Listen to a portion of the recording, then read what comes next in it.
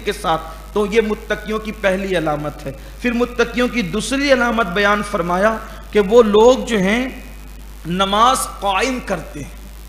متقیوں جو قرآن سے فائدہ لینے کی صلاحیت رکھتے ہیں، قرآن جن کے لیے ہدایت ہے، پہلی نشانی تو ایمان ہے، دوسری نشانی ایمان لانے کے بعد وہ بے نمازی بن کے گھومتے نہیں ہے بلکہ وہ نماز قائم کرتے ہیں۔ یا دو جملے بول کے آگے بڑھنا چاہتا ہوں، نماز کی فضیلت پہ تقریریں بہت موجود ہے۔ نماز پڑھنے کا حکم نہیں دیا گیا اس میں، یہاں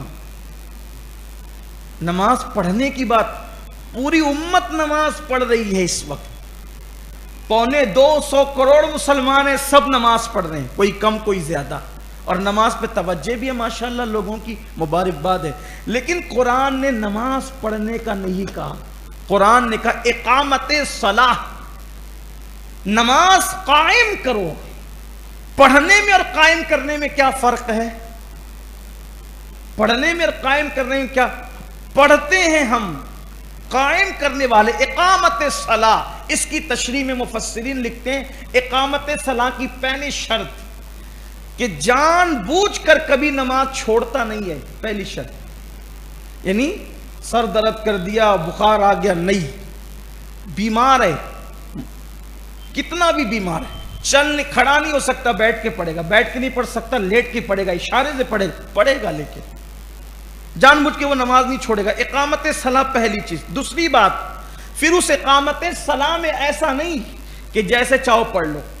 کچھ لوگ کہتے ہیں ارے اللہ قبول کرنے والا ہے، جیسے چاہو پڑھ لو۔ اقامت صلاح کے بارے میں یہ ذخیرہ ہے 1400 سالہ ہمارے پاس، اس میں یہ ہے اقامت صلاح کا مطلب یہ ہے کہ نماز کی ظاہری اور نماز کے باطنی قوانین کو سامنے رکھ کر اس پر عمل کیا جائے، یہ اقامت صلاح۔ نماز پڑھ کے چھٹی نہیں ملے گی، نماز قائم کرو۔ اب ظاہری شرطیں کیا ہیں؟ تکبیر تحریمہ سے لے کے سلام پھیرنے تک کون سے ارکان کو کس قانون کے مطابق کرنا چاہیے۔ جیسے ایک چھوٹی سی بات بتاتا ہوں، لوگ نماز شروع کرتے تو وہ یوں سر جھکاتے، اللہ اکبر، یہ نماز کے قانون کے خلاف ہے۔ آپ کو سر جھکا کے تکبیر تحریمہ نہیں کہنا ہے، آپ کو کعبے کی طرف سامنے دیکھ کر تکبیر تحریمہ کہنا ہے، یہ قانون ہے۔ صلو کما رأیتمونی اصلی کا، نماز ایسے پڑھو جیسے مجھے پڑھتے ہوئے دیکھتے ہو۔ پھر اس کے بعد یعنی دل میں کہا اللہ اکبر، سنائی، خود کو بھی سنائی نہیں دیا، نماز ہی شروع نہیں ہوئی۔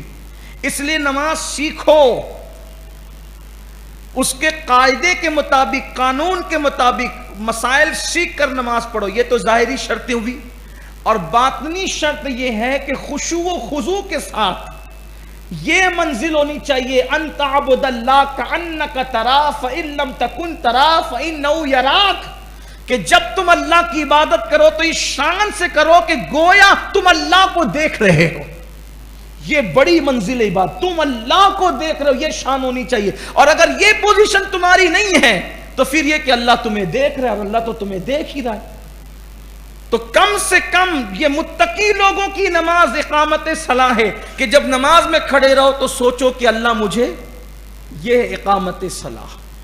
نماز پڑھ کے کچھ نہیں ملنا ہے، نماز قائم کر کے۔ میں آپ کی حوصلہ شکنی کرنے نہیں آیا، لیکن آپ سے یہ ضرور کہنا چاہتا ہوں، زندگی میں کسی عالم کو، کسی مبلغ کو 2 گھنٹے کا ٹائم کبھی دے کر کے ایک مرتبہ نماز سیکھ، صرف 2 گھنٹے، بلکہ 2 گھنٹے بھی نہیں، اگر 1 گھنٹہ بھی آپ دے دے تو آپ نماز سیکھ لیں، کم سے کم اتنی تو سیکھ لیں گے کہ چلو ظاہری طور پہ نماز ہو جائے۔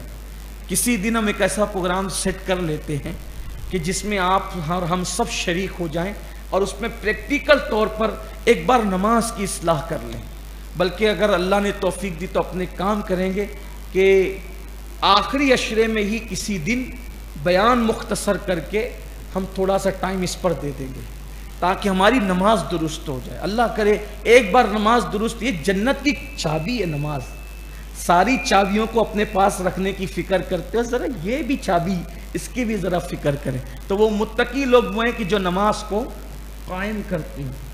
پھر فرمایا وہ حلال کمائی سے اللہ کی راہ میں خرچ کرتے ہیں، یعنی جن کو قرآن فائدہ دے گا، کس کو دے گا؟ ایمان والوں کو۔ پھر ایمان لانے کے بعد نماز قائم کریں، پھر اللہ نے جو دیا ہے اس میں سے خرچ کرے. کس کی راہ میں؟ اللہ. سب اپنے لیے ہڑپ نہیں کرنا, سب اپنی ذات پر ہی خرچ